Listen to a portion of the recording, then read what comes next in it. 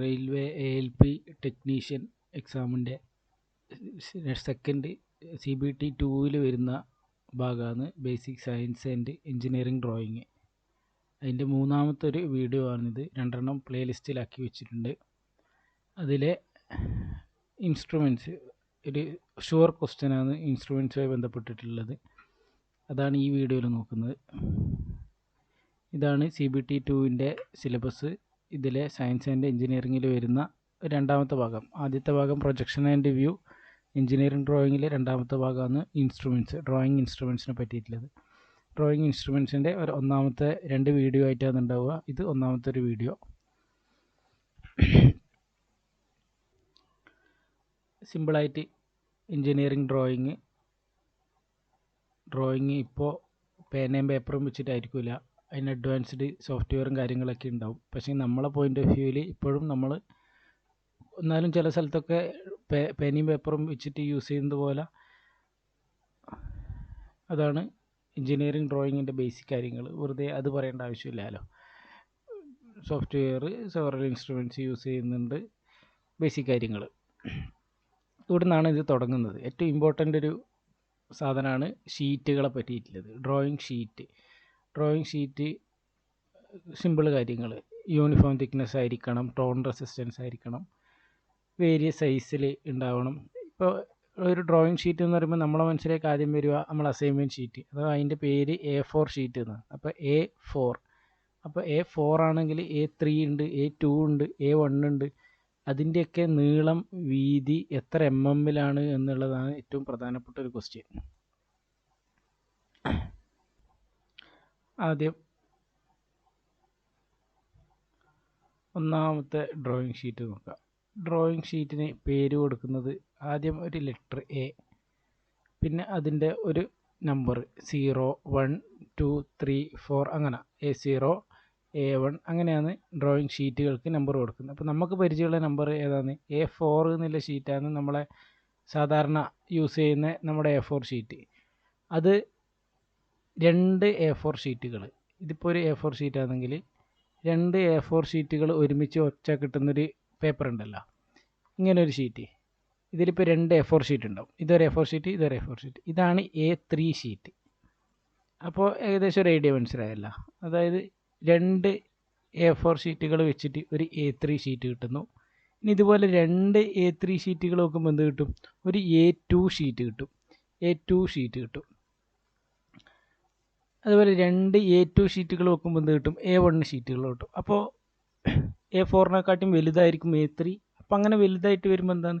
ഏറ്റവും last A0 എന്നുള്ളതാണ് biggest. അതാണ് ഇവിടെ പറഞ്ഞിട്ടുള്ളത്. A0 is the biggest drawing sheet.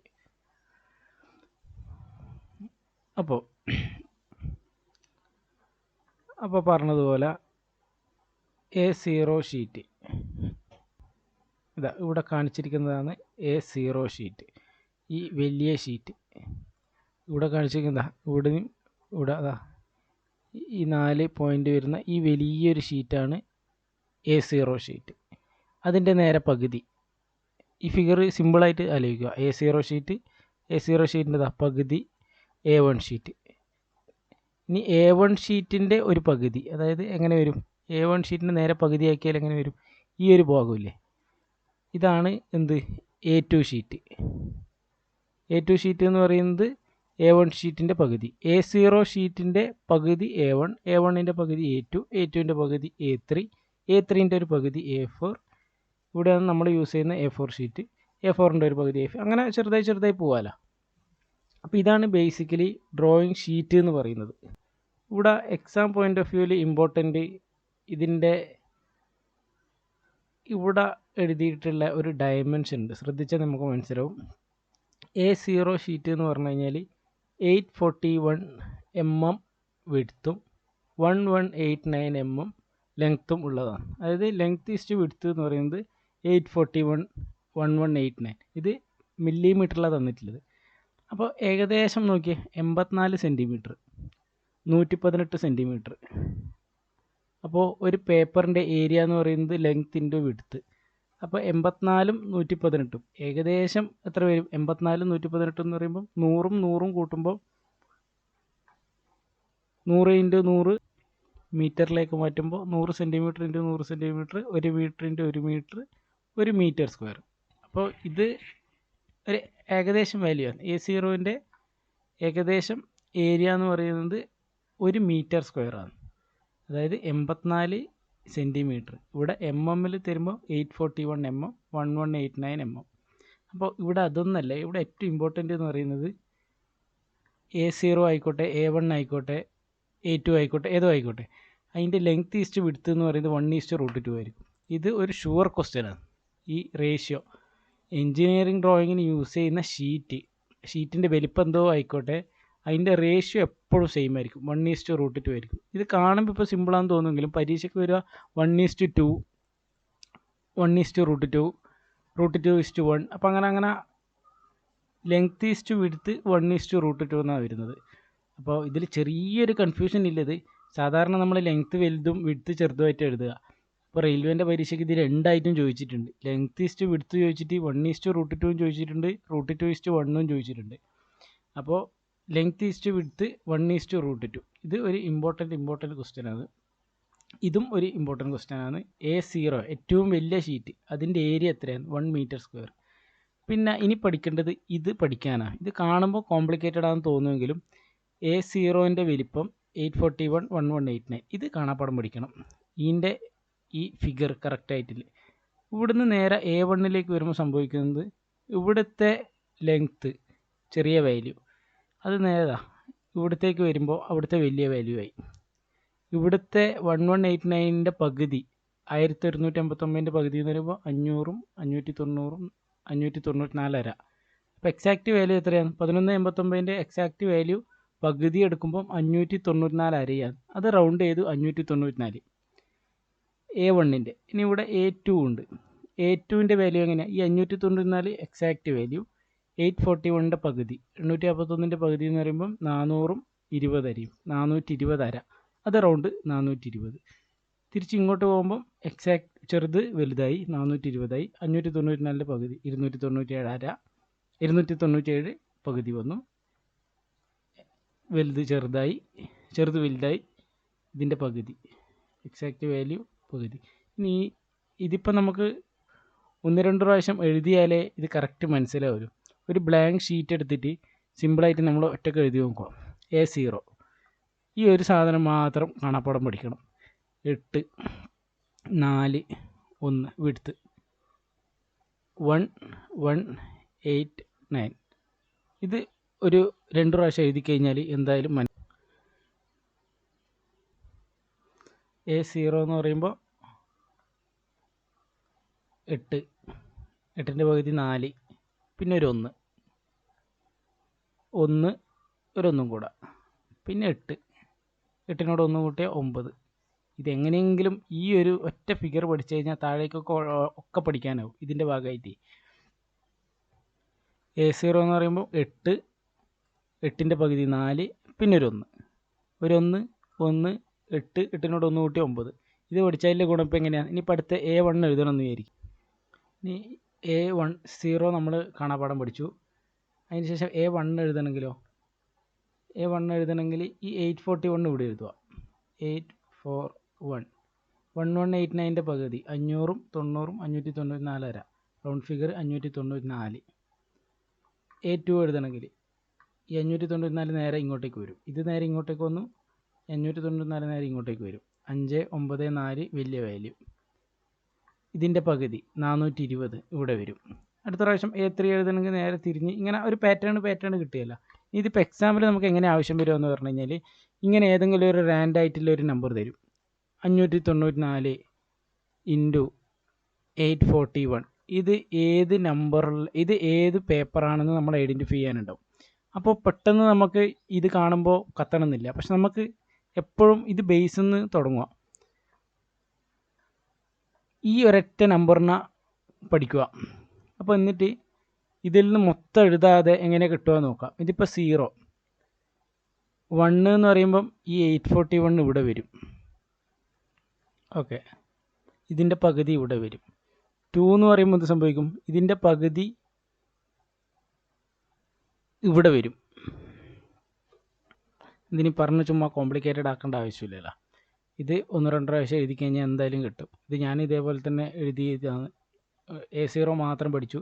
പിന്നെ അതിന് ശേഷം നമുക്കൊരു പാറ്റേൺ കിട്ടും. 841 1189 ഇവിടെ അതിൻ്റെ പകുതി ഇവിടെ വരും, അതിൻ്റെ പകുതി അത് നേരെ ഇങ്ങോട്ടേക്ക് വരും, പിന്നെ അതിൻ്റെ പകുതിയാവും, അതേ സെയിം ആവും, പിന്നെ പകുതിയാവും. ഇപ്പോൾ ഈ ഒരു പാറ്റേൺ അല്ലേ, ഇത് പകുതി സെയിം, പകുതി സെയിം, പകുതി സെയിം. അപ്പോൾ അങ്ങനെ ഇത് കിട്ടിയാൽ തന്നെ ഇത് ഐഡൻറ്റിഫൈ ചെയ്യാൻ പറ്റും. ഈ ഏതെങ്കിലും ഒരു നമ്പർ തന്നിട്ട് ഇത് ഐഡൻറ്റിഫൈ ചെയ്യാൻ പറ്റും. ഇത് A2 ആണെന്നുള്ള ഐഡൻറ്റിഫൈ. പക്ഷേ ഒരു പ്രാവശ്യം ചോദിച്ചത് ഈ A2 ചോദിച്ചു, എന്നിട്ട് 594 പകരം ഇവിടെ തന്നത് 596. അപ്പോൾ അത് തെറ്റാണ്.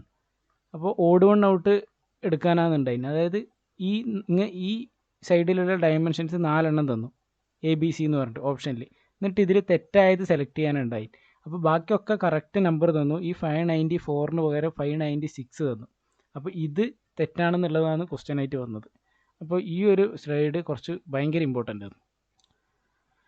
ഇവിടെ പിന്നെ പേപ്പർ സൈസ് തന്നു, അതിൻ്റെ ഏരിയ എന്നുള്ളത്. അപ്പോൾ ഇവിടെ ഏതാണ് ഇവിടെ വരുന്നത്? ഈ 1 മീറ്റർ സ്ക്വയർ പേപ്പർ വരുന്നത് ഏതാണ്? A0 ആണ്. അത് ജസ്റ്റ് ഇവിടെ മെൻഷൻ ചെയ്തതാണ്.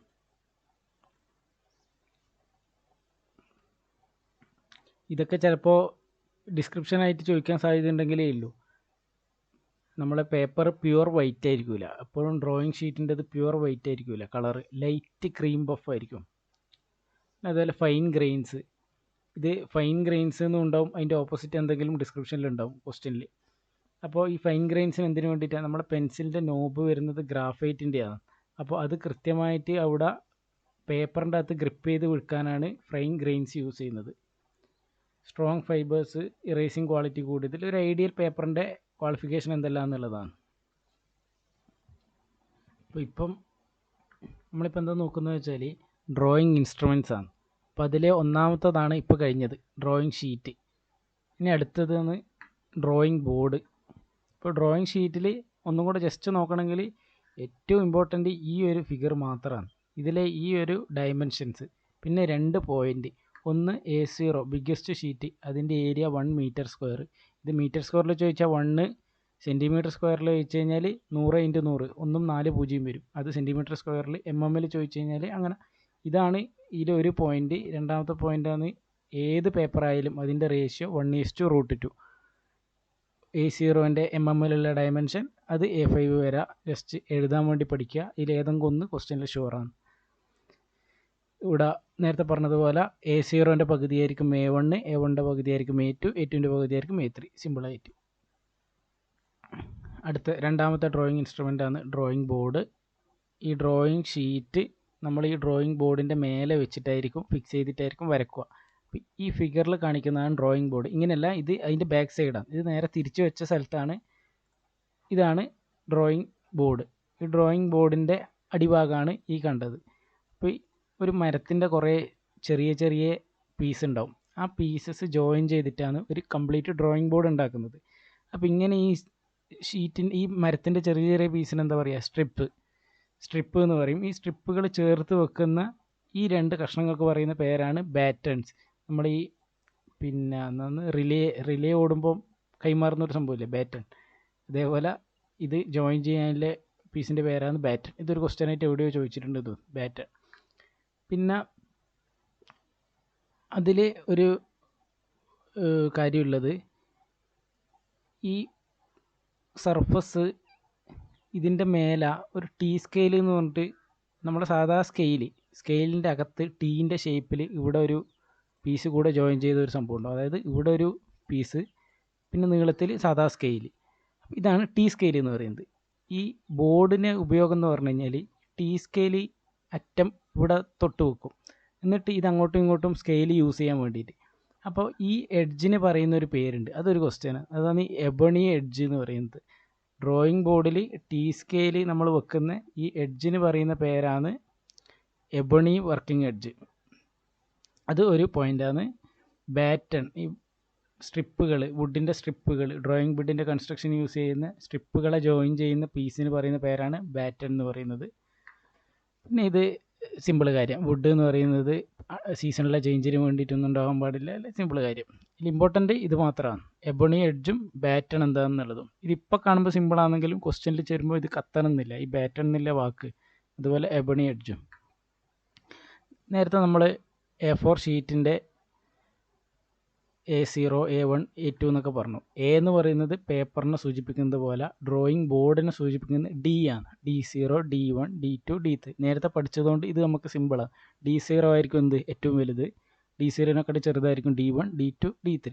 നമ്മൾ വലിയ പേപ്പർ യൂസ് ചെയ്യുമ്പോൾ വലിയ ബോർഡ് യൂസ് ചെയ്യേണ്ടി വരും. വലിയ T² യൂസ് ചെയ്യുമ്പോഴാണ് നമ്മൾ വലിയ ബോർഡ് യൂസ് ചെയ്യുന്നത്. Dimensions of the drawing board depends on the dimensions of the T².